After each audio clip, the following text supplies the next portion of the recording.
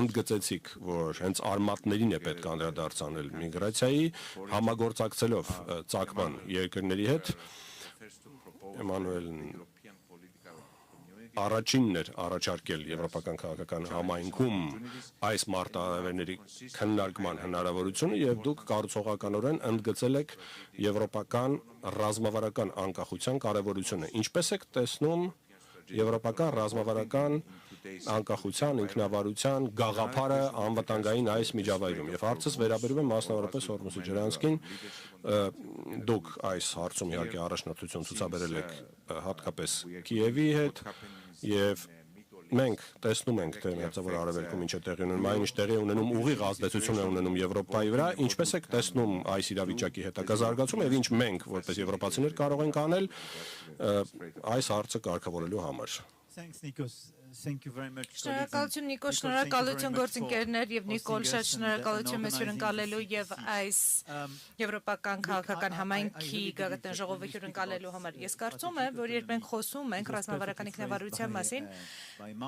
Մարկը շատ լավ ձևակերպեց դա իր ելույթում, որտեղ ներկայացնում էր ոլորտները կետարկետ, որտեղ մենք խոսում ենք ռազմավարական ինքնավարության մասին, որովհետեւ այստեղ միայն անվտանգության պաշտպանության մասին չէ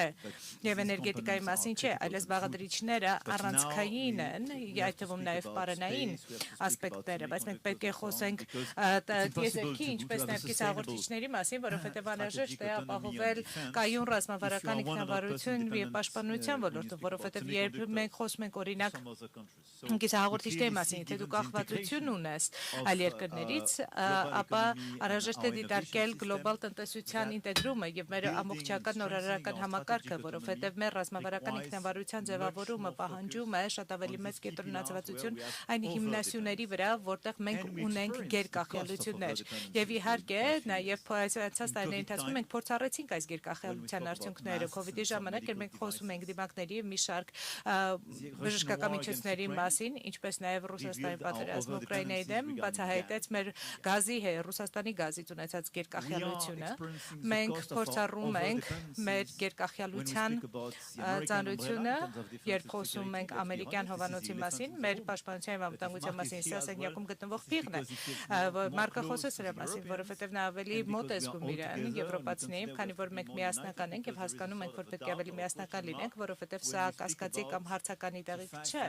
որ երբ մենք խոսում ենք այն մասին, որ իհարկե ամերիկյան համերաշխության մասին կասկած չկա այս բոլոր ոլորտներում եւ մենք հավանաբար փորձառում ենք նաեւ Չինաստանի նկատմամբ մեր գերկախյալության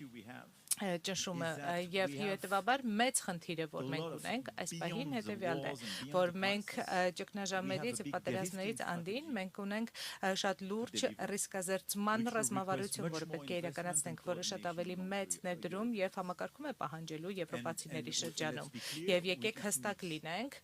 դրա համար անհրաժեշտ է ավելի մեծ համերաշխություն ավելի շատ ներդրումներ ավելի լավ կազմակերպվածություն որպեսզի մենք կարողանանք ավելի լավ ինտեգրել մեր արժեշղթաները իրար եւ ռիսկազերծենք մեր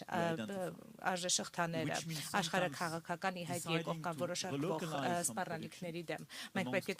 տեղայնացնենք որոշ արտադրություններ մեր շրջանում մենք պետք է բազմազանեցնենք մեր գործընկերությունը նվազեցնելու մեր գերկախյալությունները բայց սա է մոտեցումը եւ սա է որ մենք պիտի իրականացնենք առաջիկա տարիների ընթացքում հիմնական ռիսկերից մեկը որ ունենք առճակատումների արագացումն է հատկապես ԱՄՆ եւ Չինաստանի միջև ինչը կարող է շատ ավելի արագ ընթացքով բացահայտել այս կախյալությունները եւ մենք կհայտնվենք անկյունում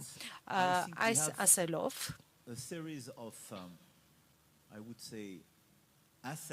Կարծում եմ մենք ունենք մի շարք ակտիվներ, առավելություններ, որոնք մենք ամենայն հավանականությամբ թերագնահատել ենք եւ սրանք հիմնական կապերն են, որոնք աշխարհագրականից անդին են եւ իսկապես կարծում եմ, որ ժողովրդավարությանը ուղղված մեր հավատամքը, կանոնների վրա հիմնված աշխարհակարգը, ինչպես նաեւ բաց եւ ազատ առևտրի նկատմամբ հարգանքը, կլիմայի փոփոխության նկատմամբ հավատքը, նորարարության եւ լուծումների միտված մոտեցում մոտեցումներով ավելի ստացնում է մեզ եւ որ բարձրացնում է մեր կանխորոշելիությունը այս օրակարգին արձագանքելու համար եւ սա շատ լուրջ առավելություն է ի հակադրություն շատ այլ ոչ եվրոպական դերակատարների նկատմամբ որպես դիտարկմիջոցի երկրները, ասիական երկրները, լատինամերիկյան եւ աֆրիկյան երկրները նրանք ուզում են կանխատեսելի գործընկերներ ունենալ եւ երբեմն մեր շահերը կայուցը համապատասխան չլինեն, բայց եթե մենք մեր օրակարգը իրականացնում ենք որպես կանխատեսելի, սա իմաստ կունենա։ Կարծում եմ այստեղ մենք շատ կարևոր դերակատարում ունենք նաեւ Հորմուզի ջրանցքի հետ կապված իրավիճակում եւ Ջորջյան մեզ հետ էր, երբ մենք կազմակերպեցինք մեր այս վերջին հանդիպումը, մենք շատ ասիական եւ աֆրիկյան երկրներ ունենք եւ ծոցի երկրներ ունենք եւ շատ բավարարիչ էր տեսնելու նրանց մասնակցությունը եւ նրանց օրակարգերի համաձայնեցվածությունը եւ կարծում եմ, որ վստահաբար մեզ վստահում է ԱՄՆ-ն, բայց մեզ հարգում են եւ վստահում են նաեւ իրանցիները։ Իհարկե մենք միամիտ չենք Իրանի հետ կապված, բայց նաեւ չենք պատերազմում նրանց հետ, ինչը ստեղծում է մի համատեքստ, որտեղ այս ամենը փոխկապակցվածության մեջ կարող է նշանակել, որ մենք կարող ենք ծառայություններ մատուցել դիվանագիտական, տնտեսական, ֆինանսական իմաստով, որպեսզի կարողանանք դյուրացնել Հորմուզի ջրանցքի բացումը եւ բացառևտուրը եւ սա ռազմավարություն է,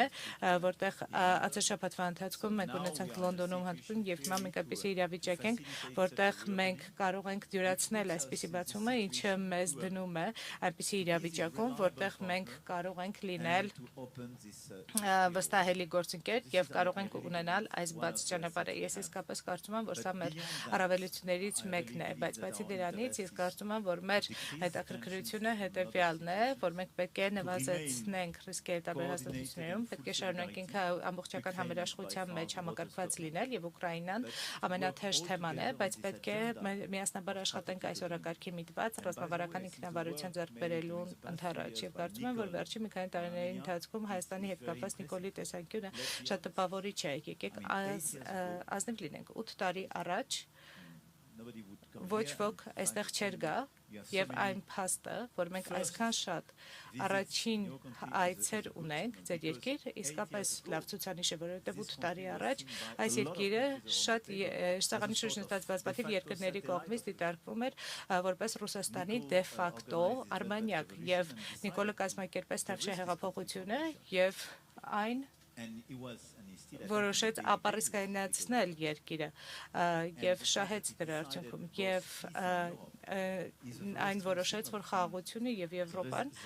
առաջնային ձգտումն են եւ այն դիմադրությունը, որ կա Ուկրաինայում, Հայաստանի ռազմավարությունը, այն ինչ որ արվեց Մոլդովայում, ինչպես նաեւ շատ այլ երկրներում, որոնք նստած են այս սեղանի շուրջը, ցույց է տալիս, որ մենք որպես եվրոպացիներ մենք որոշել ենք անցյալ մի քանի տարիների ընթացքում մի ազանգ հնչեցնել միասնաբար զարթոնքի համար եւ հենց ռազմավարական ինքնավարությունը հենց այսպեսի մեծ ուժի միտված։